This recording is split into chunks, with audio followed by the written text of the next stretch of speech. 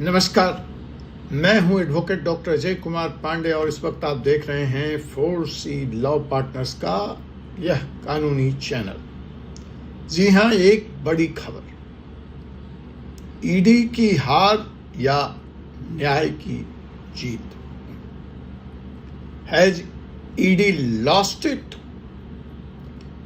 Enforcement directorate, और it is the victory of justice. जी हाँ, मैं बात कर रहा हूँ इनफेमस जर्नलिस्ट राजीव शर्मा, जो कभी पंजाब के ट्रिब्यून अखबार से और न जाने कितने अखबारों से जुड़े हुए थे। Senior journalist Rajiv Sharma is finally acquitted in money laundering case, जो आज से 5 साल पहले ईडी ने उन पर लगाया था। तो जनाब,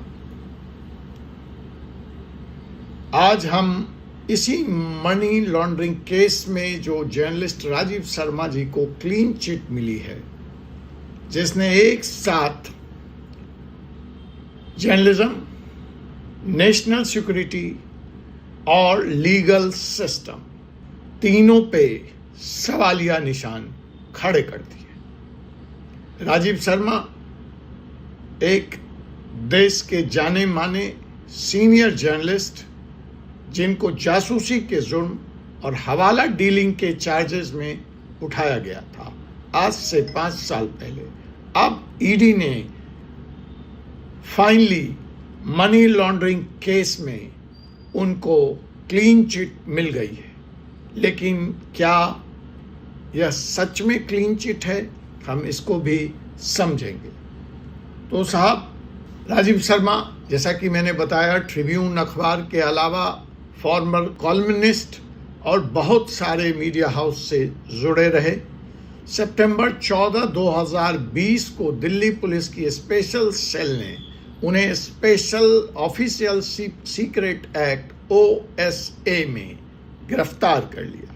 उनके ऊपर आरोप था कि उन्होंने classified defence documents Chinese intelligence agency को फॉरेन फंड के लिए शेयर किया है।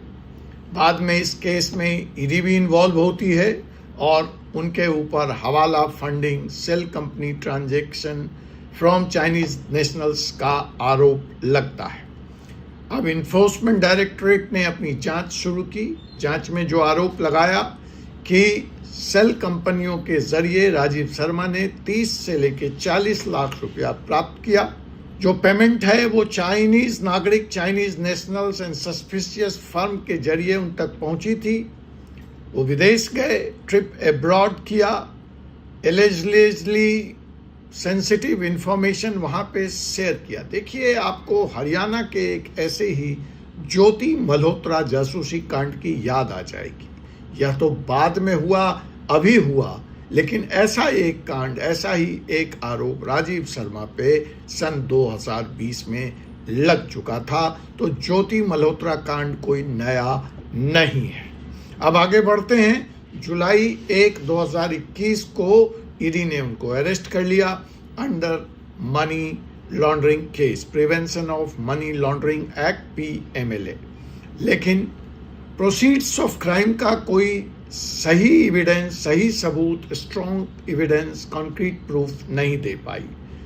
तो जब ईडी ने इन ट्रांजैक्शंस को कनेक्ट करने में असफलता पाई, इसको directly ED failed to connect transaction directly to any illegal act under scheduled offence, तब जुलाई 16, 2025 को PMLA कोर्ट ने ईडी के केस को डिसमिस कर and declared the entire prosecution as not maintainable।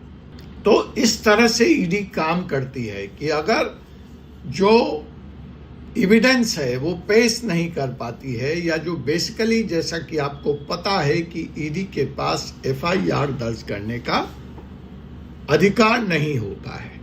ED की कार्रवाई प्रीडिकेट ऑफेंस से शुरू होती है। तो अगर प्रीडिकेट ऑफेंस गिर जाता है तो ईडी का केस अपने आप खत्म हो जाता है, जैसा यहां राजीव शर्मा के साथ हुआ। अब अगर आप इसको मौजूदा समय में व्यू नाउ केस से जोड़ करते देखना चाहते हैं तो यही होगा सुखविंदर सिंह खरूड़ के केस में। अगर प्रीडिकेट ऑफेंस प्रूफ नहीं हो पाया, ईडी उसको प्रूफ नहीं कर पाई, वहां पे प्रीडिकेट ऑफेंस नोएडा और लुधियाना के 2 थानों में दर्ज है।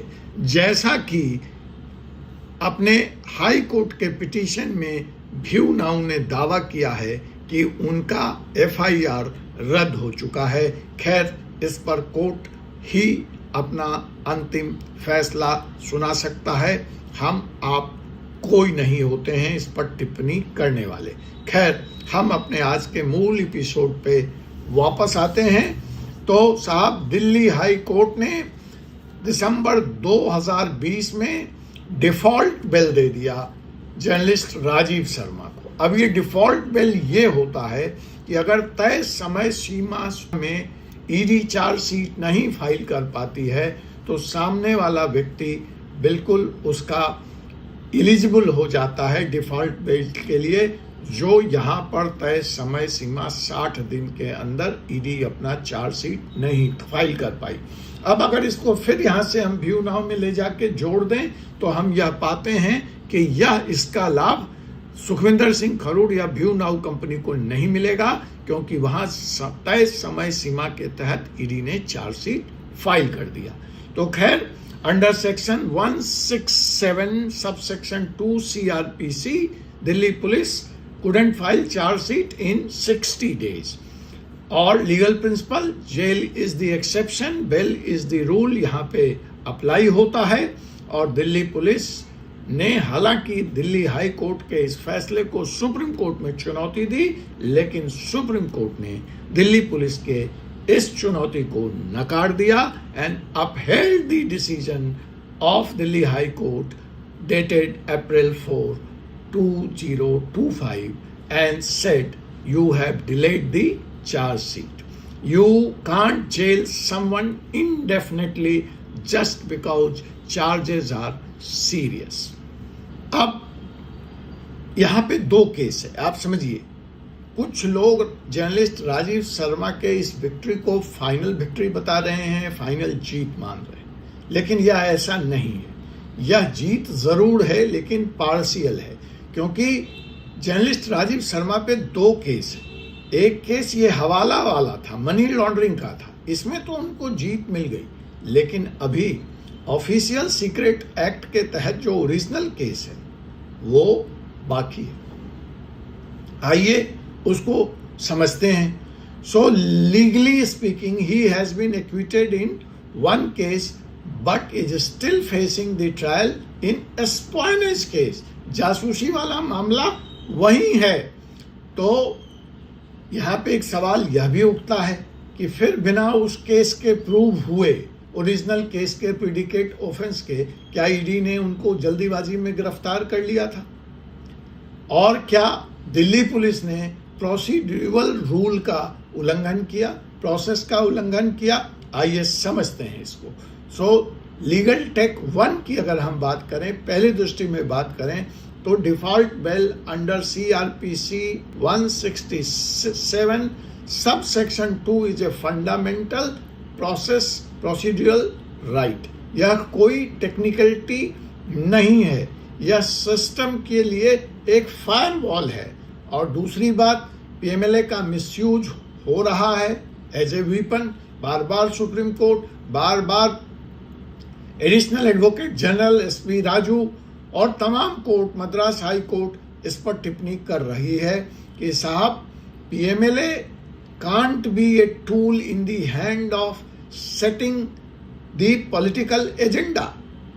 बिना शेड्यूल्ड ऑफेंस के मनी लॉन्ड्रिंग केस खुद पे ही कोलैप्स हो जाता है।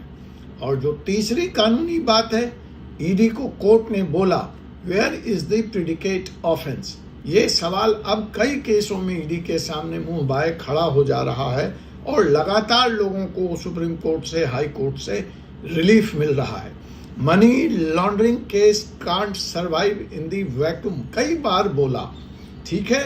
दोस्तों, सबसे बड़ा सवाल आज जो इस इक्विटल के बाद भी मुंह बाए खड़ा है कि क्या राजीव शर्मा वास्तव में देश के विरुद्ध काम कर रहे थे, देश के खिलाफ जासूसी कर रहे थे, क्या वो एक जासूस थे या फिर वो एक सॉफ्ट टारगेट थे, स्केपगोट थे या पॉलिटिकल वेंडाटा विक्टिम। क्या वास्तव में जर्नलिस्ट का मिसयूज हुआ था या फिर ईडी और पुलिस ने हाफ बेक्ड केस बनाया था, उनको फ्रेम किया था। ईडी का कन्विक्शन रेट, मैं नॉन पॉलिटिकल केस की बात कर रहा हूँ, पॉलिटिकल की नहीं बात कर रहा हूँ, उसका रेट तो और ही कुछ है। तो साहब, ईडी का कन्विक्शन रेट फिलहाल 0.5% है। क्या यह केस भी उसी 0.5 मतलब जो 99.5 वाला कन्विक्शन रेट वाला, कम कन्विक्शन रेट वाला केस है, उस लिस्ट में चला जाएगा? एक और ऐड हो जाएगा। जस्टिस डिलेड हो सकता है पर जस्टिस डिनाइड नहीं होना चाहिए, वह भी पीएमएलए कोर्ट के इस जजमेंट से प्रूव हो रहा है। आपके हिसाब से क्या यह डिसीजन सही था?